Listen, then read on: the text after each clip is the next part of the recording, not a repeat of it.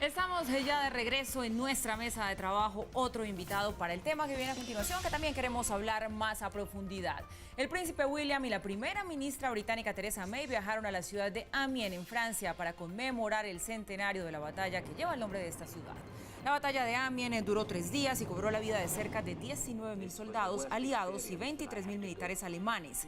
Este fue bautizado como el primer día negro del ejército germano y fue el suceso que impulsó la llamada ofensiva de los 100 días, ofensiva que puso fin a la Primera Guerra Mundial. Pues así es, con ese centenario de la batalla de Amiens que hoy conmemoran Francia y Reino Unido, nosotros queremos recordar aquí con una buena charla pues esos 100 años desde el fin de la Primera Guerra Mundial. Para eso saludamos a Carlos Patiño, internacionalista, profesor titular de la Universidad Nacional. Profesor Patiño, nos tenía abandonados. Qué bueno volverlo a ver aquí en este set y en esta mesa. ¿Cómo le va? Hola, Paula. Bien, muchas gracias. Muy amable. Bueno, empecemos a hablar de historia, que esto siempre será interesante. El fin de la Primera Guerra Mundial, pues la verdad es que se le adjudica como a la firma de ese armisticio entre las potencias aliadas y Alemania. Eso fue en 1918, pero en noviembre. ¿Por qué esta batalla de Amiens es tan importante entonces en este contexto? Esta batalla es fundamental porque es el fracaso de la ofensiva que Paul von Hindenburg, que era en ese momento el jefe del Estado Mayor Conjunto Alemán, había diseñado para llevar a Alemania hacia la victoria. Ya habían tenido una gran victoria, que era la introducción de Lenin dentro, Vladimir Ilich Lenin, dentro del ámbito ruso, y haber provocado la ruptura del gobierno del zar. El zar cae completamente, se rompe Rusia, cierran el frente oriental, que es además el tratado, está cerrado por lo que luego va a ser el tratado de Brest-Litovsk, y Alemania pretendía concentrarse en tomar el norte de Francia y obviamente eliminar cualquier posibilidad de la ayuda británica. Amiens es fundamental porque es entonces el comienzo de la derrota y además es el momento en que las tropas norteamericanas, que eran tropas frescas, nuevas, que además apenas venían a ingresar en la guerra con armamento nuevo, logran derrotar a los alemanes y voltean completamente la guerra. Háblenos un poco de esta ciudad, de la ciudad de Amiens, porque los libros de historia lo registran como el corazón de toda esta confrontación. Era la ciudad de las conexiones, ¿entiendes? Era una de las ciudades más importantes de Francia, que además conectaba pues el norte, el sur, el oeste, el este, pero era fundamentalmente el núcleo estratégico de la defensa, tal y como los franceses lo habían planeado desde la guerra franco-prusiana en 1870-71, y se había concentrado gran parte de la defensa en esa ciudad y alrededor de ese territorio, y se considera que era el núcleo defensivo más importante de Francia contra lo que luego iba a ser la estrategia que había diseñado Helmut von Moltke, que era el gran estratega que diseña la Blitzkrieg, y luego Alfred von Schlieffen, que es el que en últimas va a hacer que esto se ponga en ejecución. Bueno, el príncipe William, como ya le contábamos a nuestros televidentes, estuvo hoy en ese acto de conmemoración junto a la primera ministra británica Theresa May, y allí él pronunció una frase pues que la verdad suena bien, pero que en el contexto de la guerra se tiene que leer diferente. Él dijo que Amiens simbolizaba la cooperación sin la cual la victoria era imposible. Y sí, pues en las guerras, que la verdad no deberían existir, pero existen, los aliados juegan un papel fundamental. La Primera y Segunda Guerra Mundial para el mundo occidental es una guerra de alianzas, y sin las alianzas hubiera sido imposible haber obtenido la victoria contra Alemania.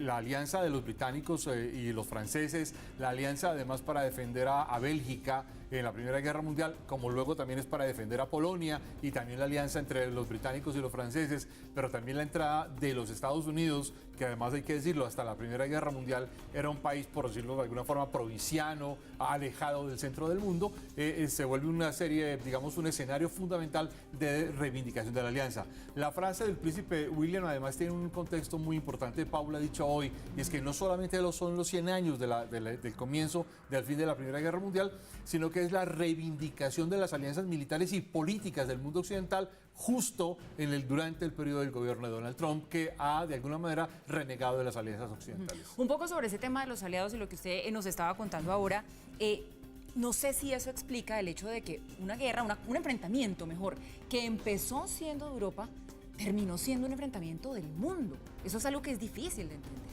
Bueno, porque tenemos un relato intelectual bastante parcializado. Hay que recordar que la Primera Guerra Mundial es mundial no solo porque hay un enfrentamiento europeo, porque participan los Estados Unidos, sino que a la vez se produce la Segunda Guerra sino-japonesa. La primera había sido en 1894 y era la primera vez que Japón le ganaba a China, y la Primera Guerra Mundial es la Segunda Guerra sino-japonesa que permite que Japón comience a acariciarle el proyecto de tomar el control sobre la península de Corea y crear el imperio de Manchuria. Y en ese contexto, Japón aparece como una potencia de primer orden, que adicionalmente en la Primera Guerra Mundial lo pelea de la mano de los norteamericanos, que va a cambiar completamente para la Segunda Guerra Mundial.